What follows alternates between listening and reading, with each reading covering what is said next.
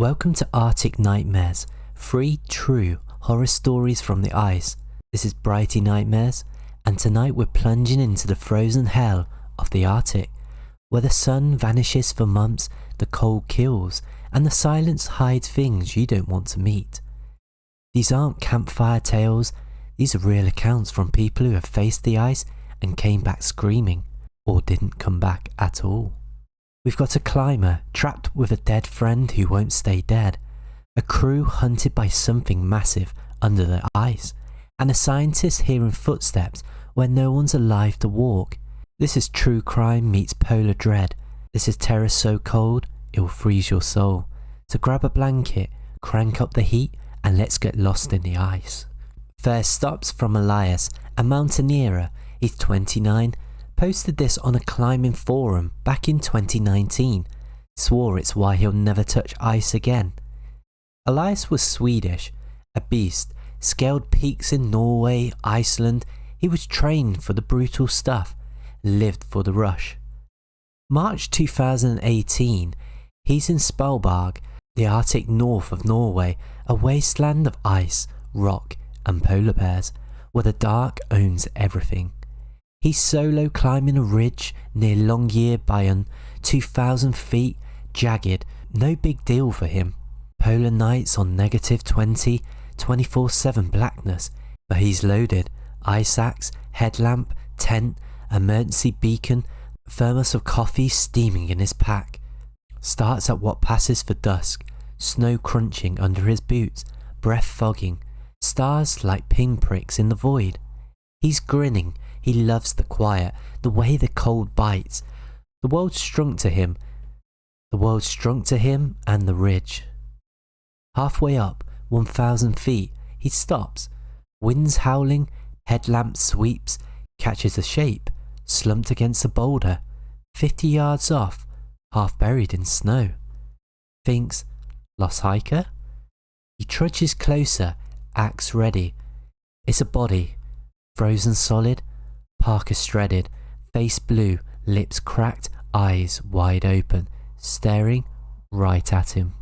No ice crush, fresh, like he died yesterday, but there's no tracks, no gear, just sitting there, stiff, head cocked. Elias's stomach flips, those eyes, man, cloudy, but locked on, piercing. He digs for an ID, the pockets are empty, the gloves torn, fingers black, frostbite, and one snapped off, dangling. He radios it in. Found a body. Send help. Static spits back. The signal's dead. Batteries draining fast in the cold. He's thinking, oh fatality? I've got to keep moving. He snaps a photo, flash pops, body's lit up, eyes glint, head shifts, like it heard him. Elias freezes. Wind? Trick of the light? But the stair's heavier now. I'm following. He mutters, screw this. Climbs on, summits the goal, right? But feels it, watching, constant, like a weight on his spine. Hours later, he's at 1,500 feet. The wind's a banshee, ice slick, headlamp flickering. Sets camp, tent up, stakes hammered, crawls in, axe close, heart still thudding. Hears it, crunching, slow, deliberate, circling outside. Snow shifting under weight. He peeks out, darkness, beam sweeps, nothing. Snow's pristine, but the sound drags, stops, starts again. Zips up, breathing's hard, scratching now, faint, on the tent wall, like nails on fabric. He unzips fast, those eyes, inches from the mesh, blue face pressed in, mouth open, teeth jagged, staring, not blinking. Elias screams, swings the axe, rips the tent. Blade bites air while he stumbles out and he falls 10 feet, ankle twists, the pain explodes. The body's gone, there's no prints, no sign, but crunching's closer, behind, left, right, a shuffle in the dark. He's limping down, hours, headlamp dead, hands numb, wind clawing his face.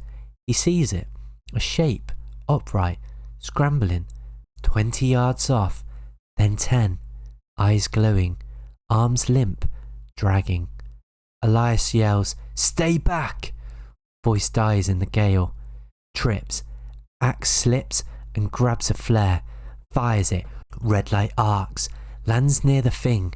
A parka's burned, flesh blue-black. Grinning now, teeth bared, lurching closer. He's crawling, ridge drops, snow blinds, flare dies. Hears breathing, wet, raspy, over his shoulder. He finds a crevice and he hides, wedges in, ice cutting, breath fogging, crunching stops above. Snow trickles, then thump. Something lands, peers down, face, upside down, eyes inches away, mouth moving, but no sound, just staring. The night drags, Elias prays, shakes, cold seeping, crunching fades. Dawn's a lie up here. He crawls out, sees it again. 50 yards, sitting, same spot, same stare. He limps the base, hours it took him, his ankle screaming, and bangs on a ranger outpost, collapses, sobbing. Rangers search, no body, no tracks. The tent shredded and flares ash. Locals whisper, climber lost in 96, froze mid-climb, but never found. Some say he walks, hunts the ridge. Elias's photo may be blurry, but you can see those eyes, glowing, real. He quit climbing and now he lives in Stockholm, but he still has nightmares of that face. He says it's still up there, waiting, watching. Arctic Lesson 1. The ice keeps its dead and they don't sleep. Next stop's from Victor, a Russian fisherman, 41. Told this to a maritime journal in 2022. Swears it's why he burned his license and fled the sea.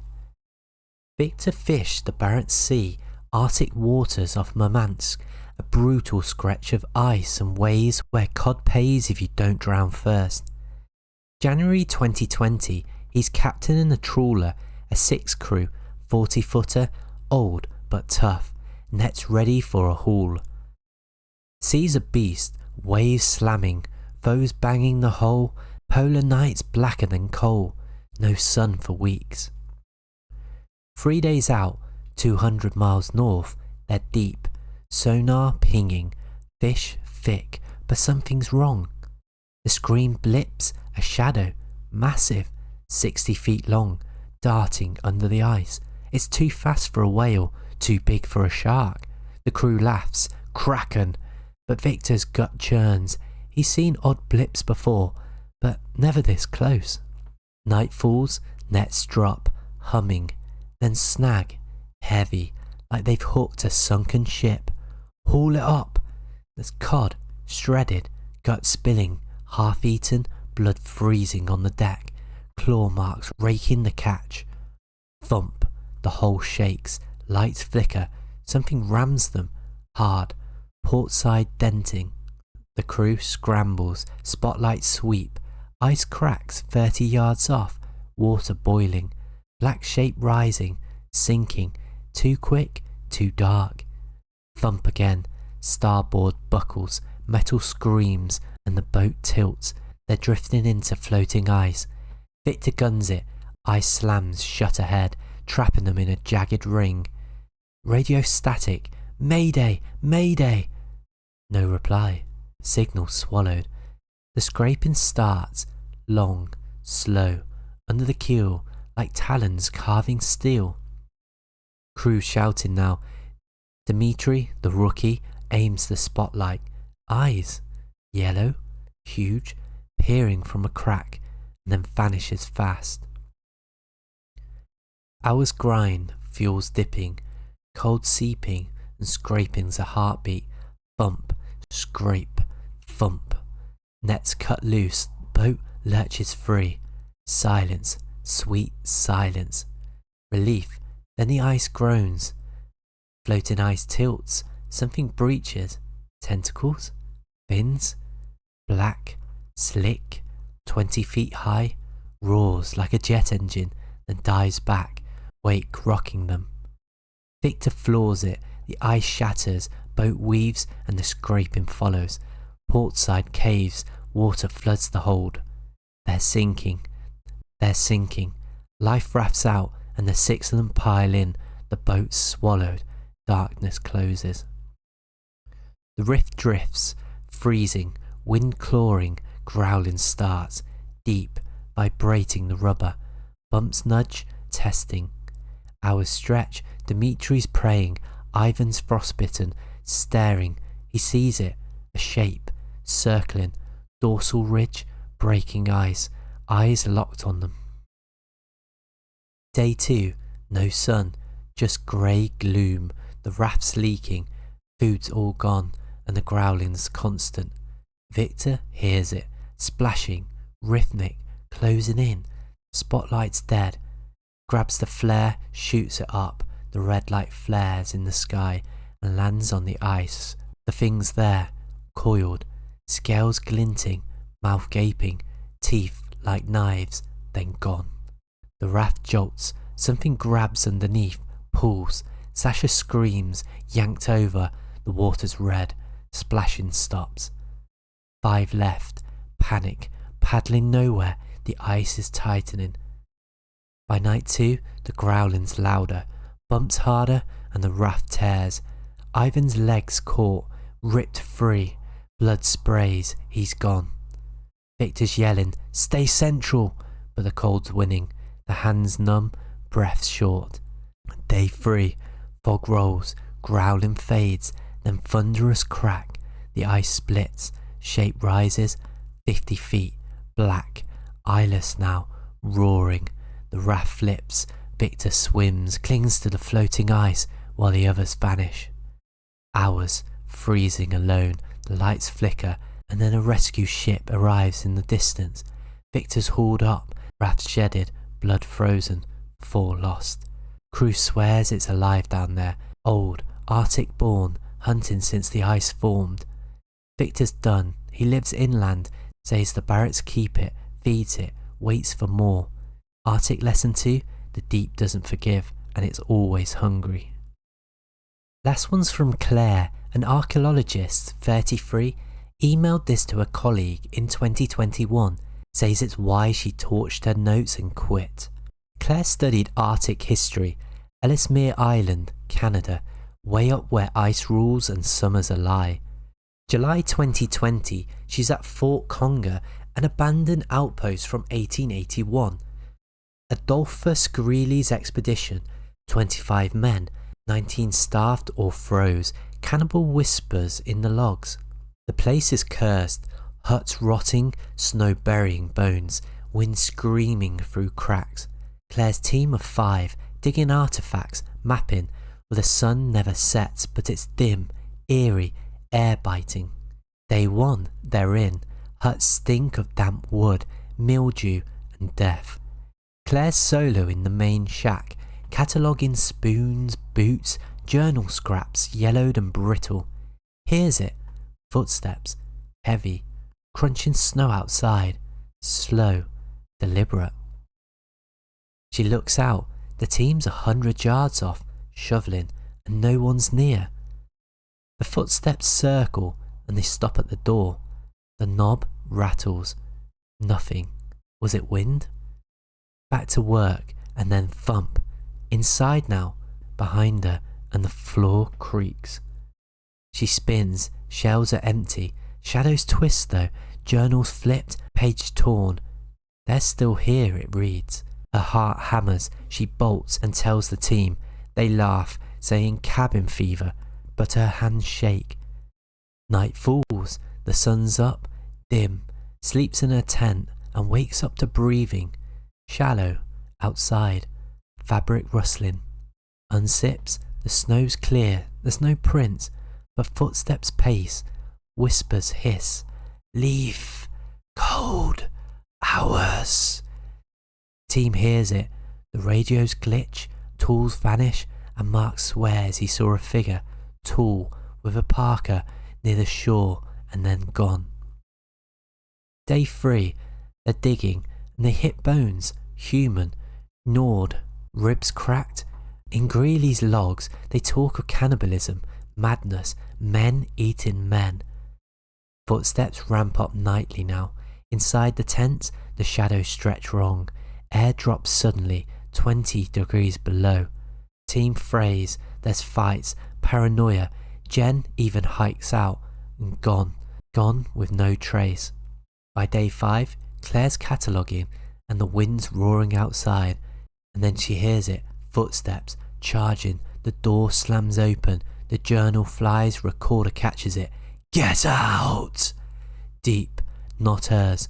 She runs and trips, sees them, shapes, rags, hollow eyes watching from huts.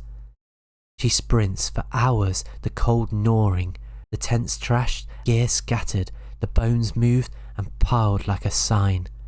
By day 6, she's alone. The team has split, footsteps everywhere, and whispers turn to screams. Stay!